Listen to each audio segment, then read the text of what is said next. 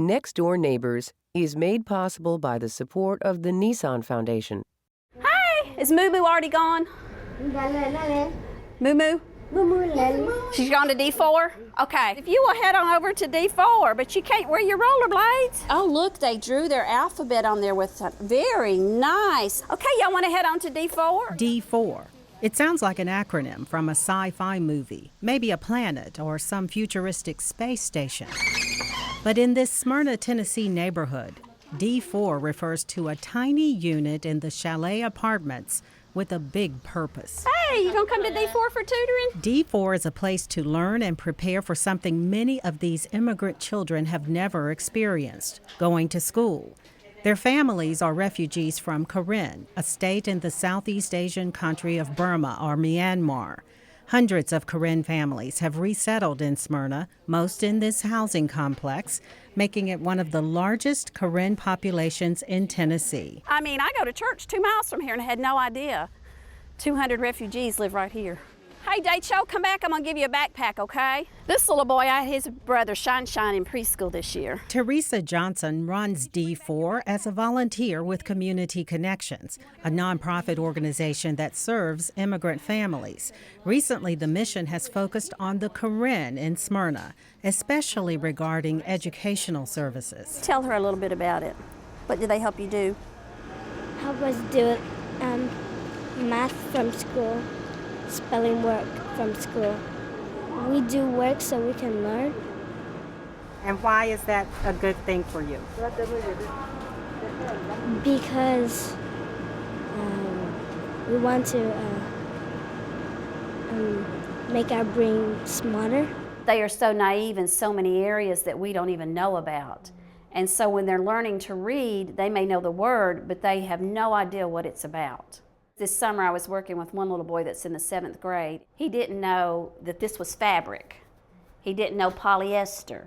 You know, he knows cotton, but he didn't know that was a fabric. At D4, evenings, weekends, and summer days are devoted to helping the Karen children learn not just English vocabulary, but also concepts and customs that many American kids take for granted. When they come here, they've never been in a school environment, so we're kind of teaching them all those skills, like how to line up with everyone else, how to ask to go to the bathroom, and that kind of thing. So it's kind of a cultural thing we kind of work on too. Some lessons are as simple as understanding the importance of wearing shoes in school. In Karen culture, it's customary to remove shoes before entering or to go barefoot. The youngest Karen students learn quickly. It's more challenging for older Karens, many of whom fled persecution and violence in Burma to live in refugee camps of Thailand before being resettled in the United States. Formal schooling was often non-existent in the refugee camps and certainly not a priority. They don't go to school. In our country, if you want to go to school, it's okay. If you don't want to, it's okay. Okay. That's free. They don't say, oh, you are 5 years old, you have to go to school. They don't say that. Maria spent most of her life in a refugee camp before coming to the U.S. as a young adult. Now Maria volunteers with Community Connections to help other Karen people. Mostly their mom and dad cannot speak. Even though Karen language, they cannot read and write some of them. Because they don't have opportunity to go to school in their land, in our country. That's one reason schooling takes on new importance for resettled Karen families. She went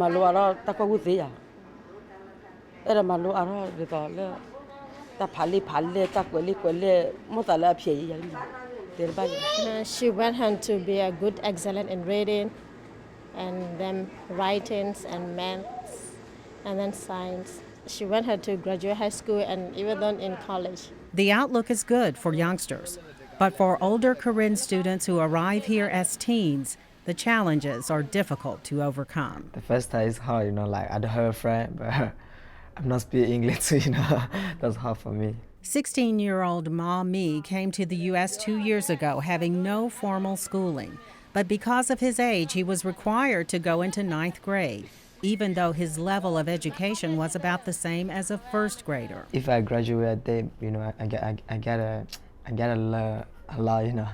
That's too hard, like 11th grade. So you're not sure you can do it? I'm not sure about this one. When you bring a 16-year-old boy over and he's just now learning the alphabet, it's very hard to see, unless he really has that inner self-motivation, it's hard to see how he's going to be able to graduate, you know, especially by the year, you know, he's 18 or 19. I think if they can read somewhat by the 3rd or 4th grade, they're going to have such a better chance of making it through high school because, you know, after 4th grade especially, most of your assignments are reading on your own. In less than 2 years, D4 and Community Connections have tutored dozens of Karen children and offered their parents educational programs to help them adjust to life in Middle Tennessee. We want to be known as a learning resource center. I mean, I know I'd love to play games and all with them, but right now we have so many and the education is so important. That's what we're trying to stick to. It's the learning. This is LaTanya Turner, Nashville Public Television. Bye, Willisay. Next Door Neighbors is made possible by the support of the Nissan Foundation.